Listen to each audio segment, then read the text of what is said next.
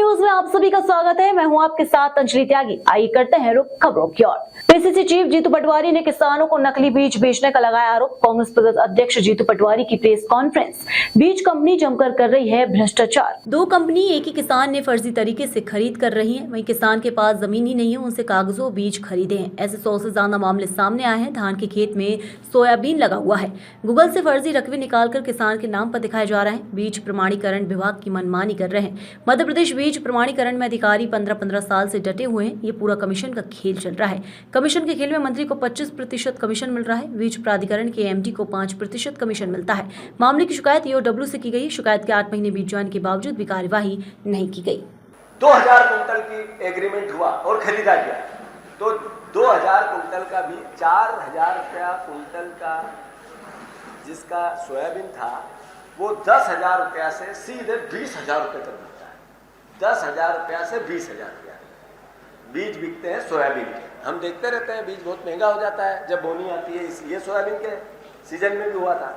तो जो उसका प्रॉफिट का हिस्सा है उसका 10% सहायक बीज प्राधिकरण को जाएगा, फिर एमडी को जाएगा 5%। बड़ा अधिकारी पूरे प्रदेश से आता है, उसको जाएगा 5%। फिर मंत्री जी को जाएगा 25%। जितने बीज कंपनियों ने बीज बेचा उनकी सारी इनकम टैक्स की लिस्टिंग में है, आवक जावक की लिस्टिंग में। जिस कंपनी ने जितना बीज बेचा 25% कमीशन है उस पर इस सरकार का, 25%। फिर अन्य बाकी 10% बताया तो 40 ही हुआ। मैं 50% कर रहा हूं। तो जो छोटे मोटे कर्मचारी होते हैं चपरासी से लेके ऊपर तक उसको 10% बचता है। मतलब उस किसान ने जिसने 4000 रुपये कुंटल का सोयाबीन था वो सीधा आपने बेच दिया 10,000 से 20,000 रुपये कुंटल। मतलब 6,000 से लेके 16,000 रुपये उससे कमाए और उसका 50% ऐसा बंदरबाट होता है। ये है हमारी सरकार, 3C की सरकार। अब ये मुंह से बोलने वाली बातें नहीं है, ये बातें हैं प्रमाण के साथ, तथ्यों के साथ देने वाली।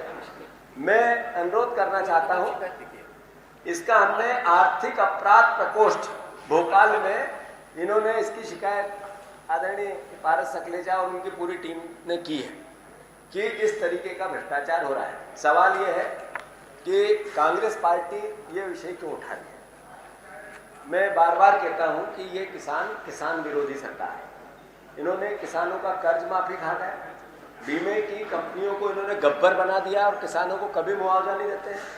जो किसान है आज हमारा 80% किसान कर्जदार है। मध्य प्रदेश का 80% किसान कर्जदार है।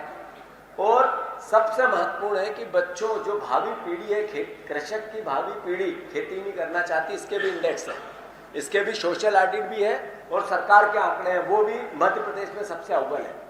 दुख होता है मुझे कि प्रदेश देश की सरकार का कृषि मंत्री हमारा शिवराज सिंह जी चौहान है।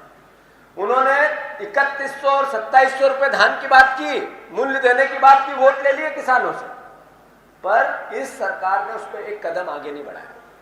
कृषि मंत्री हमारा और यहां सरकार उसी नाम पे बनी। किसान विरोधी अगर कोई सरकार है देश में सबसे महत्वपूर्ण एमएसपी की गारंटी की बात कल शिवराज जी भाषण दे रहे थे सदन में, देश की संसद में, बड़े बड़े भाषण। वो ये बताना भूल गए कि मंदसौर में 6 किसानों को गोलियों से हत्या मैंने की, शिवराज सिंह चौहान की सरकार ने की। वो बताना भूल गए। वो बताना ये भूल गए कि मैं 2700 और 3100 पे वोट के बात करके आया हूं, वहां पे वोट लेके आया, सरकार बना के आया, पर मैंने वो वादा पूरा नहीं किया। एमएसपी को लेके बात कर रहे थे। एमएसपी की बात कांग्रेस पार्टी करती है, वो भूमि अधिग्रहण अधिनियम जो राहुल गांधी जी लेके आए थे किसानों की जमीन पे, बुधनी उनकी विधानसभा है। आज वहां एक नेशनल हाईवे बन रहा है और एक रेल निकल रही है जो इंदौर बुधनी रेल लाइन, उस पर किसानों का जो मुआवजा है वो पहले गाइडलाइन कम की गई और फिर उसका दुगना दिया गया, जबकि 4 गुना मिलना था। वो आदरणीय केवल कृषि मंत्री देश के शिवराज सिंह चौहान है, उनकी विधानसभा जहां से वो विधायक थे, जहां से वो आज सांसद है, खड़ी फसल वहां पर उन्होंने दी। और आज जब मैं बात कर रहा हूं आपसे तो इंदौर और सांवेर तहसील में गांव में खड़ी फसल रोंदी जा रही है। अधिकारी पूरी सेना जैसी पुलिस लेके जा रहे हैं, सीआरपीएफ लेके जा रहे हैं और किसानों की फसल सोयाबीन की रोंद रहे हैं। उसके वीडियो विजुअल आप चाहोगे तो वो भी हमें उपलब्ध करा देंगे। तो कांग्रेस पार्टी मूल भावना इस पूरे प्रकरण को लेकर कि ये 3 सी की सरकार अपना पेट भरने के लिए, ये करप्ट लोग, करप्ट मंत्री अपनी हितों की रक्षा के लिए इस प्रदेश के किसानों का गला घोंट रहे हैं हर तरीके से। इसलिए कांग्रेस पार्टी इसमें आई है। इसकी पूरी डिटेलिंग और भी अगर आपको चाहिए तो मैं पारस सकलेचा जी और भैया से अनुरोध करता हूं कि वो इसका पूरा करें। और हमारे पास में इस बात करीब करीब हफ्ते पिछले 2022 भाई महेश पांडे और हम इस पर काम कर रहे हैं। और ये प्रकरण जब से शुरुआत की, हमारे कुछ किसान साथियों के भाई महेश जी के बोगस पंजीकरण करके डीलर चेक बनाकर पैसा निकाले, इनको पता नहीं लगा। और बाद में पता लगा कि हमने इस प्रकरण पे काम किया और लगभग उज्जैन संभाग के ये सारा केस है और कुछ अशोकनगर का, कुछ ग्वालियर का है, मंदसौर का, नीमच का, जावरा का और विदिशा का, शाजापुर का, देवास के प्रकरण भी हम अब धीरे धीरे हमारे पास अभी आरटीआई में सूचना आ रही है और उसके बाद भी प्रकरण और बढ़ेंगे।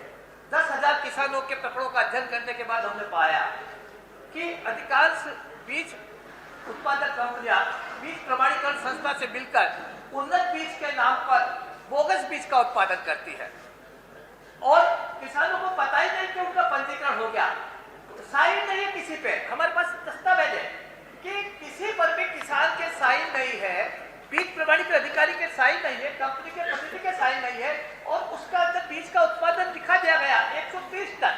ये एक कागज है जिसमें ये दिखाया कि बीज प्रमाणीकरण संस्था ने कंपनी को बताया कि इसने 920 क्विंटल बीज का ग्रेडिंग किया।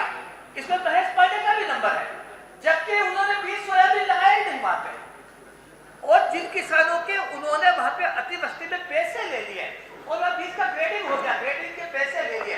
ऐसे सारे प्रकरणों को अगर अध्ययन करें हम तो ये पाते हैं कि पिछले 3 साल में जो औसत राज्य बीज प्रमाणीकरण संस्था 31 लाख से 38 लाख क्विंटल बीज का, उन्नत बीज को प्रमाणीकरण का काम करती है।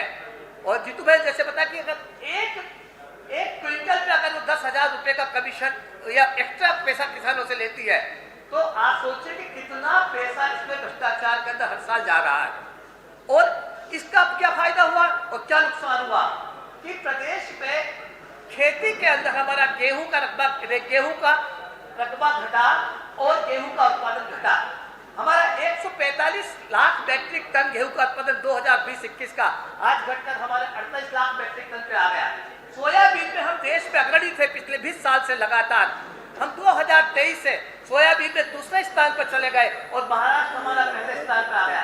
सोयाबीन का प्रति उत्पादन हेक्टेयर उत्पादन का रकबा घटा। और आप आंकड़े देखिए, 2001 में प्रदेश में किसान की संख्या 40% थी और खेतिहर मजदूर की संख्या 28% थी। आज की तारीख में 2022 की तारीख में प्रदेश में कृषक 28% है और खेतिहर मजदूर 38% है।